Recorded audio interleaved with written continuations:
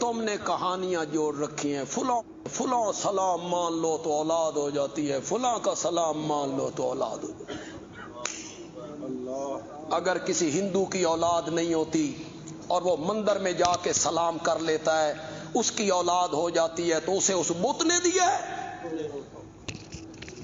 کہتے ہیں جی پھر وہ گیا تھا سلام کیا تھا تو اولاد تو ہو گئی۔ میں نے کہا ہندوؤں کی بھی ہو جاتی ہے، ہندو بھی کوئی منت مانگتا ہے کام تو اس کا بھی ہو جاتا ہے،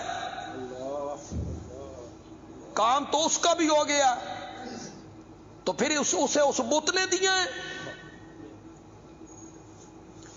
قرآن نے اس کو حل کیا، قرآن نے کوئی بات چھوڑی نہیں ہے، بس ہم قرآن کے قریب نہیں نہ آئے۔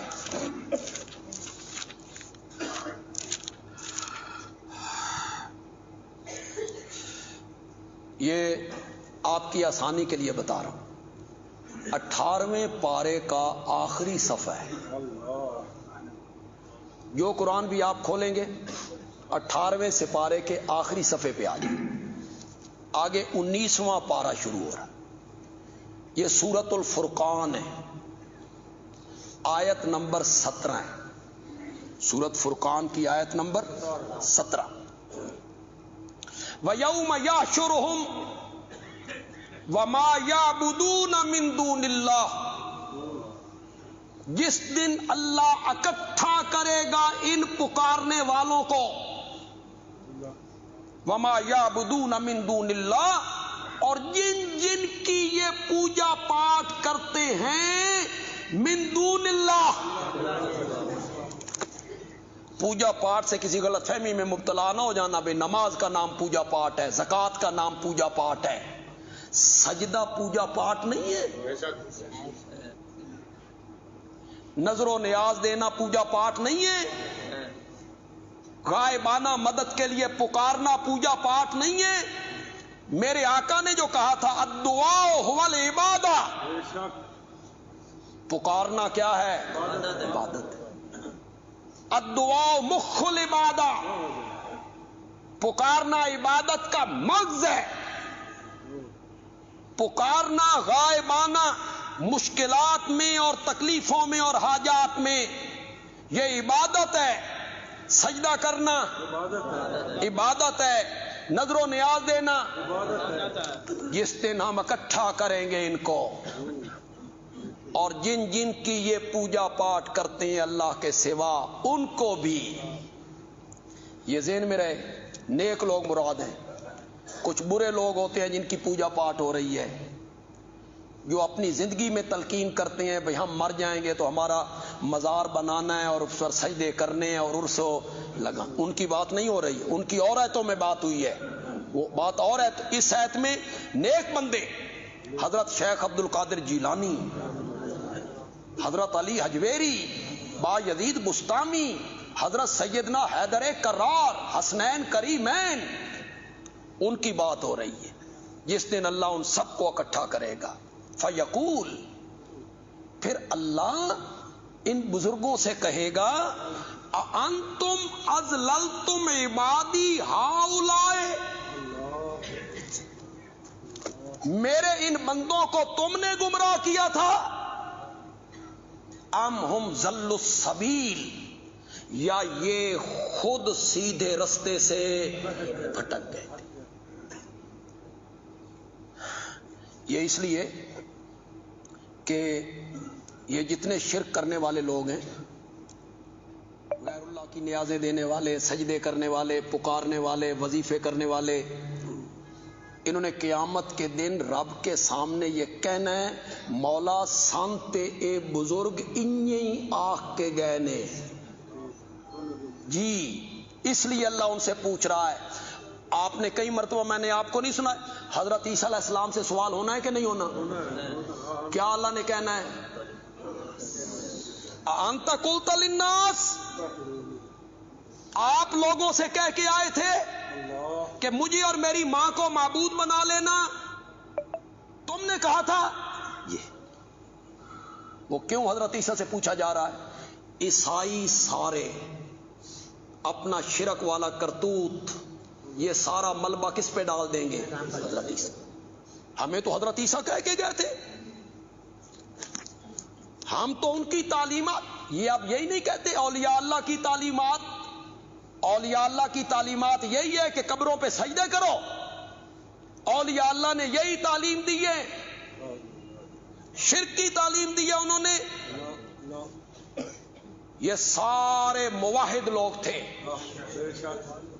حضرت شیخ عبد القادر جیلانی رحمت اللہ علیہ بڑے موحد آدمی تھے، حنبلی المسلک تھے. خدا دی قسم ہے، میں ممبر رسول تے ہاں جمعے دا دن نے، اگر آج شیخ عبد القادر جیلانی ہوتے اور جو ان کا مسلک تھا اس مسلک کے مطابق وہ نماز پڑھتے، انہاں 11ویں کھان والے نے انہوں نے آکھنا سی یہ وہابی ہے. خدا گواہ ہے، آپ ان کی کتابیں پڑھیں، وہ حنبلی المسلک ہے. رفع یدین کرتے تھے کہ نہیں کرتے تھے؟ کرتے تھے. شیخ عبد القادر جیلانی رفع یدین کرتے تھے، اونچی آمین کہتے تھے. ان کے امام کا مسلک تھا. ہم حنفیوں کا یہ مسلک نہیں ہے، اور یہ اپنے آپ کو حنفی کہلاتے ہیں. شیخ عبد القادر جیلانی نے غنیۃ الطالبین میں لکھا ہے حنفی تے ہے ہی گمراہ فرقہ. چل، انہوں نے تو حنفیوں کو گمراہ لکھا.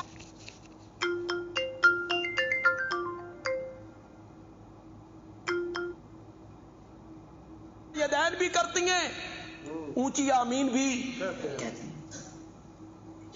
وہ تو بڑے مواعد آدمی تھے، اللہ کی توحید کا پرچار کرنے والے. اللہ پوچھ رہے ہیں میرے ان بندوں کو تم نے گمراہ کیا تھا، تم ایسی کتابیں لکھ کر گئے تھے کہ ہماری پوجا پاٹ کرنا، ہماری قبروں پہ عرس لگانا. ام ہم ضل السبیل، یا یہ خود رستے سے بھٹک گئے. قالو، وہ بزرگ جواب میں کہیں گے سبحانک.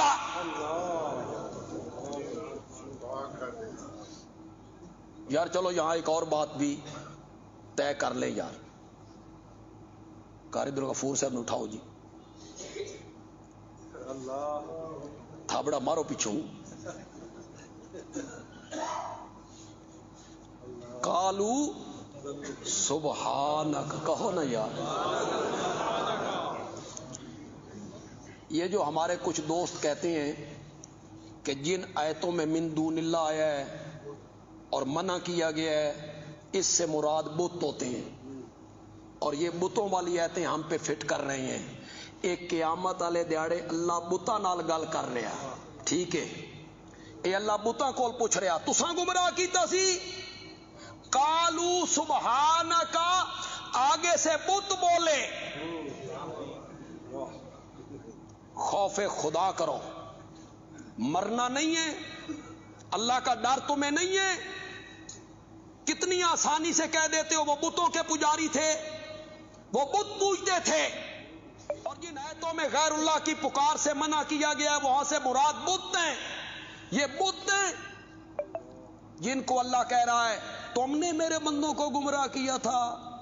قالو، آگے سے بت بولے سبحانک، تیری ذات. قالو سبحانک، وہ کہنے لگے تیری ذات کیا ہے؟ پاک ہے. ما یکون لی ما کان ینبغی لنا ان نتخذ من دونک اولیاء. مولا ہم تو ساری زندگی تجھے ہی مددگار سمجھتے رہے، ہمیں یہ لائق نہیں تھا کہ ہم تیرے سوا کسی کو کارساز بناتے.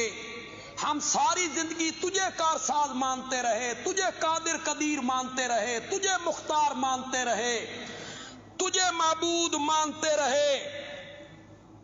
پھر انہیں دھکا کہاں سے لگا؟ اب سنو ذرا قرآن 18ویں پارے کا آخری صفحہ ہے.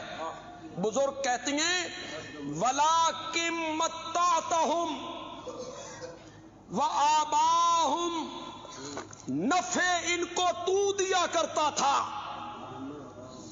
اور ان کے باپ دادوں کو بھی نفع تو دیا کرتا تھا، اولاد بھی تو نے دی، برکتیں تو نے دی، رہائیاں تو نے دی، شفائیں تو نے دی، وَلَٰكِن مَتَّعْتَهُمْ وَآبَاءَهُمْ، ان کو اور ان کے باپ دادے کو نفع تو پہنچایا کرتا تھا، حتیٰ نسوا الذکر، یہاں تک کہ یہ تیرا ذکر بھول گئے۔ انہاں سمجھیا بھی اساں دے رہے ہیں، انہاں سمجھیا اساں دے رہے ہیں، نفع ان کو بھی تو دیا کرتا تھا، نفع ان کے باپ دادے کو بھی تو دیا کرتا۔ یہ چھوٹی چھوٹی جہالتیں اپنے نکالو ذہن سے۔ فلانے دا سلام منیا تے مقدمے جو رہائی ہو گئی، فلانے دا سلام منیا تے پتر ہو گیا، فلانے دا سلام منیا تے شفا ہو گئی۔ یہ جہالتیں نکالو اپنے ذہن سے۔ ہندو جب مندر میں جاتا ہے منت مانتا ہے، اس کا جو کام ہو جاتا ہے تو وہ بت کرتا ہے۔